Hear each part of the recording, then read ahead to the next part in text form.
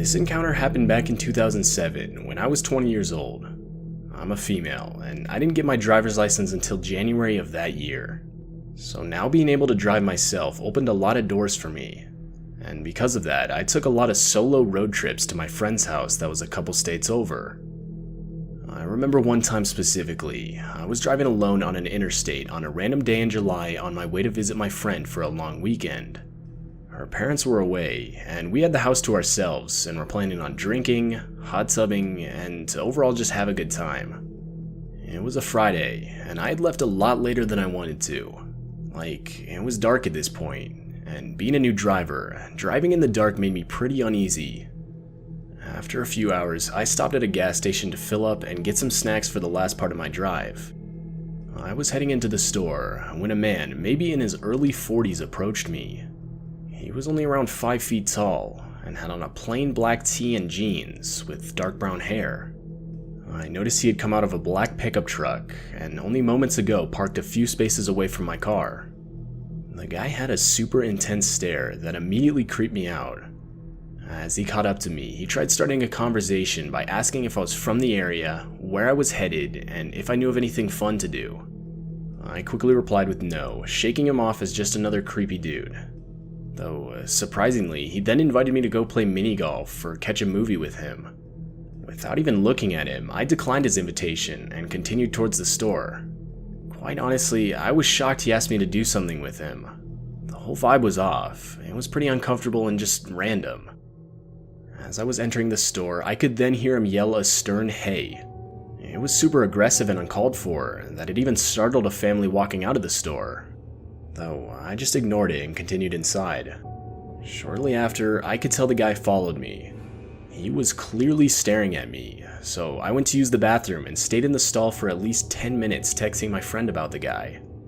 Thankfully, when I came out, I couldn't see him in the store anymore. I then went out to put gas in my car, and was again relieved as his black pickup was nowhere to be seen. Though, to my absolute horror, as I was pulling out of the gas station parking lot, I could hear someone persistently honking their horn. I looked in my rearview mirror and I could clearly see the same black pickup behind me. The guy was now shouting and signaling me to pull over to the side. I of course freaked out, stepped on it and pulled onto the on-ramp back onto the highway. But the guy was following me. I called my friend extremely terrified. I drove really fast, and looking back, I'm lucky I didn't get into an accident. The guy didn't follow me for that long, and I think only after a few exits he was gone. Though, even still, the last hours of my drive were extremely tense. I didn't stop for the rest of the trip, and never saw the guy's car again. I remember checking my mirrors constantly the rest of the way. Eventually, I got to my friend's house safely, and we actually had a nice weekend despite the encounter. The whole thing was definitely creepy, but over the years I didn't think too much about it. That was until around 6 years later, when the memory would once again come fresh in my mind. I was talking with another friend of mine who was big into serial killer documentaries and things like that.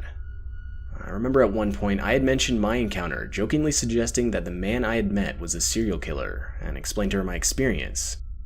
She was fascinated, and therefore wanted to Google active serial killers in the area of where I experienced it all. But the first guy that came up made my heart drop. It was a man named Adam Leroy Lane. I instantly recognized the guy. There was no doubt in my mind, that was the same guy I had encountered at the gas station that night. Both the time and the area were a match. The man had 3 convictions. It was 2 counts of murder and 1 count of assault. This discovery has haunted me ever since, and caused me to be much more cautious in public at night. My heart goes out to the victims of this man and their families. I've been grateful every day since that I didn't become one of them.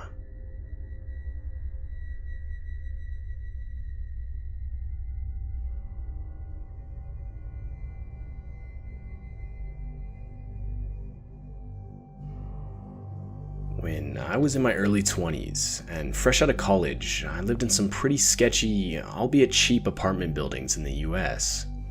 Now, something to note is that the walls in my apartment block out almost no sound. And because of this, I would almost always hear my neighbor to the left of me blasting his music. Though, if I'm being honest, it didn't bother me as much as I thought it would. I would just simply play my own music to not hear it as loud. One night, I could tell he had been drinking a lot, simply from the way I could hear him stumbling across his room. I also figured his girlfriend must have been there, as I could hear him practically yelling at her, which unfortunately wasn't all that uncommon. Usually when things get that loud, I try to get away from it all, and seeing as it wasn't that late, I decided to head out for the night with some friends. We went to a few clubs, and overall had a good time. Fast forward to around 1 a.m. or so, and my friends were dropping me back off in my apartment. Though, as we were driving into the parking lot, in the distance we could see my neighbor outside crouched down in between some cars and the apartment building. Okay, kinda weird, but I figured it was whatever, as the guy was just generally creepy anyway. My friends were clearly more weirded out than I was. I honestly didn't think much of it, and just had them drop me off near the gate entrance, as it would be easier for them to leave the parking lot that way. But as I was walking toward my apartment building, I swear my heart dropped. I noticed my neighbor was now standing perfectly still in one of the bushes that was between two of the apartment buildings. As I got closer, it was clear he thought I didn't see him. To break the tension, I waved at him and mumbled a greeting, as I wasn't just going to pretend that I couldn't see him. After doing so, he stepped out of the bush and came into the dim streetlight, not saying a word, but rather just staring at me. Never in my life have I looked into eyes so widened and fully dilated. The whole encounter was disturbing to say the least, but I tried to ignore it and continued into the building. Right as I got to my apartment door, I got inside and went straight to bed. I was exhausted and just wanted to forget everything and go to sleep. Although, all through the night, I could hear thumps and rustling that sounded like furniture moving. The next morning, I woke up to the sound of cops outside banging on my neighbor's door. New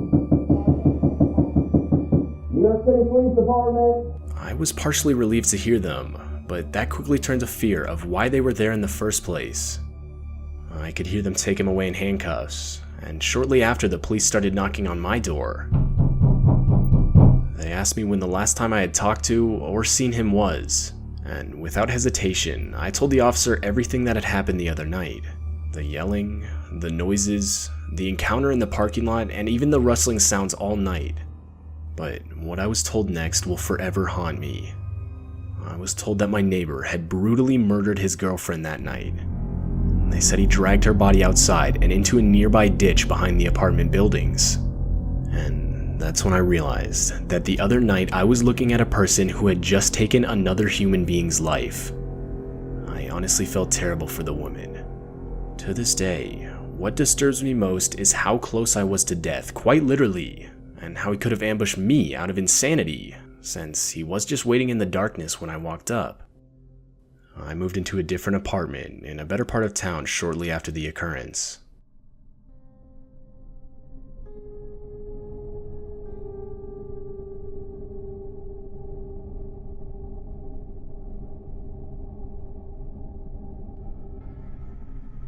I'm a female and 22 years old. I just recently got out of a pretty abusive relationship, and honestly, I wasn't in the best place mentally because of it.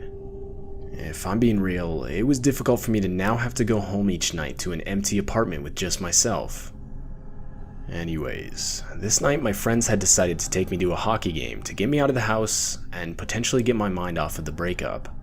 It was a Friday night, and we had been consuming a decent amount of alcohol during the progression of the game. In the arena we were attending, there was this bar where you could buy as many drinks as you wanted, within reason of course. And following the game, we decided to head there for a few more before we left. It was a busy night, so especially considering the game was coming to a close, the line was decently long. During the duration of the time I was patiently waiting, I had started to speak with a couple guys right next to me.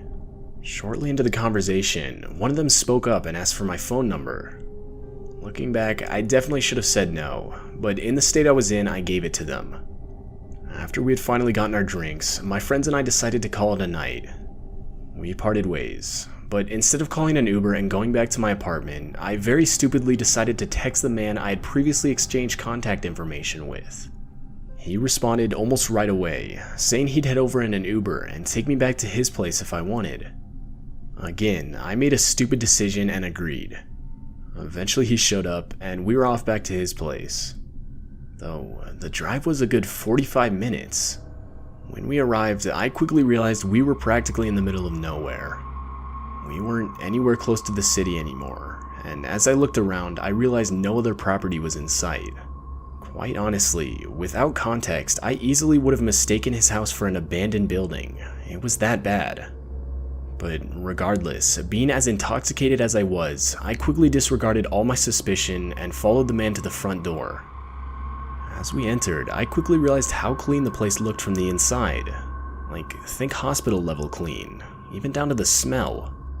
Without even offering, he quickly poured us a glass of seemingly expensive red wine. I thought nothing of it at the time, and from what I remember, he poured it right in front of me and even drank some himself. Though, that was the last memory I had of that night. The next thing I knew, I was in a bedroom with the sun now clearly shining through the window. The noise of a shower running quickly filled my ears. I was groggy and dazed when I woke up, but I slowly began piecing together where I was, who I was with, and just the overall situation I was in. As it came back to me, I realized I needed to leave immediately. I frantically began to search for my cell phone, clothes, and wallet, but it was no use. I couldn't find them. I rushed out of the bedroom in the hopes to just leave unnoticed prior to this man getting out of the shower. But as I was leaving, my heart sank into my stomach. All of the furniture and floors were completely covered with plastic shower curtains, which I distinctly remember not being there prior to me blacking out the night before.